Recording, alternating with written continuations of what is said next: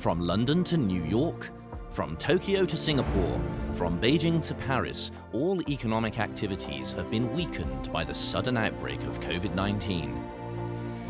This is not only a reminiscence of the Black Death that's sweeping the European continent in the middle of the 14th century, or the plague of 17th century London. It is feared that, like dominoes, COVID-19 will not only slow down the pace of the global economic recovery, but also destroy globalization.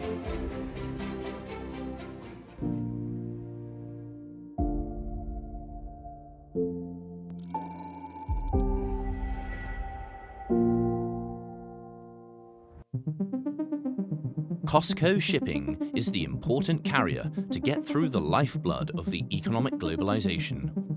COSCO Shipping ranks first in the world in terms of comprehensive capacity.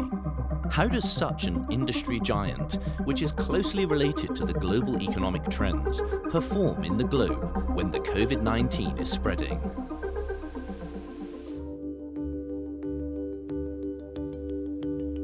The coronavirus outbreak is certainly have some impact for the global economy and the shipping industry. I'm Wang Haimin. I'm Vice President of the COSCO Shipping Corporation. I can show that about 1,300 vessels is sailing around the world now. We worked 7 days, 24 hours, even under the severe situation, to guarantee these supplies on-time delivery. Up to now, we have transported more than 120,000 tons of medical supplies. Since February 10th, we have about 1,035 subsidiaries in China resume work. We believe when the outbreak is faded, the demand will rebound rapidly. China's importance in the global supply chain and the industry will not be undermined.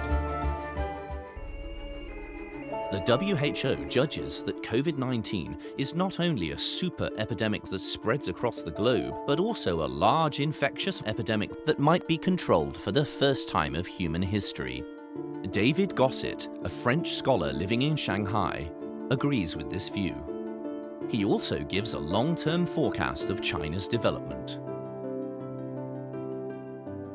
Of course, China has been facing a very, very severe crisis, but this crisis is not going to fundamentally change the course of history. The Chinese Renaissance is here to stay, and it is going to change the world.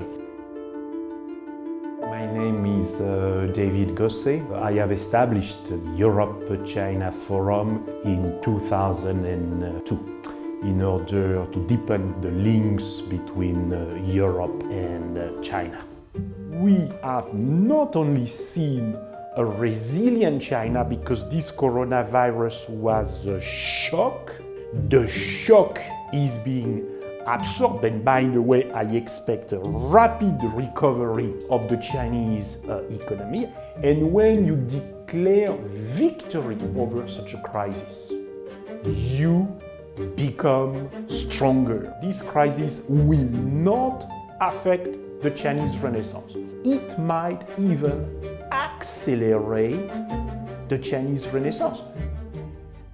According to the statistics from the International Monetary Fund, China's contribution to global economic growth has exceeded 30%.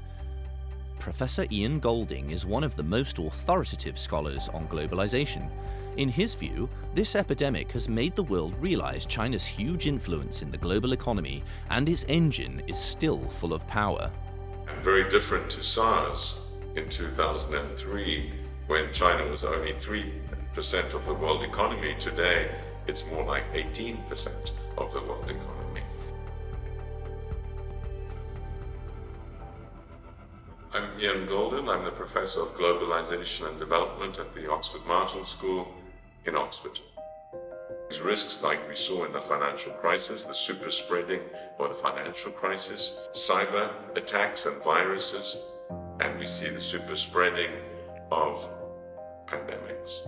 This is a necessary underbelly of globalization, what I call in my book the butterfly defect of globalization. Globalization has been a force for immense progress in the world, including in China. It is the reason why China has grown so quickly over the last 30, 40 years, because it has opened up to the world and become part of the global economic system. What we're seeing now with the coronavirus is a shock to China and to the world. It will slow growth, but this will be a temporary phenomenon. I think we will see recovery, and in fact there might be even some higher level of growth as we catch up with what has not been done during the period where there's been quarantine and disruption to supply chains. So I do not see a disruption to the long-term trend.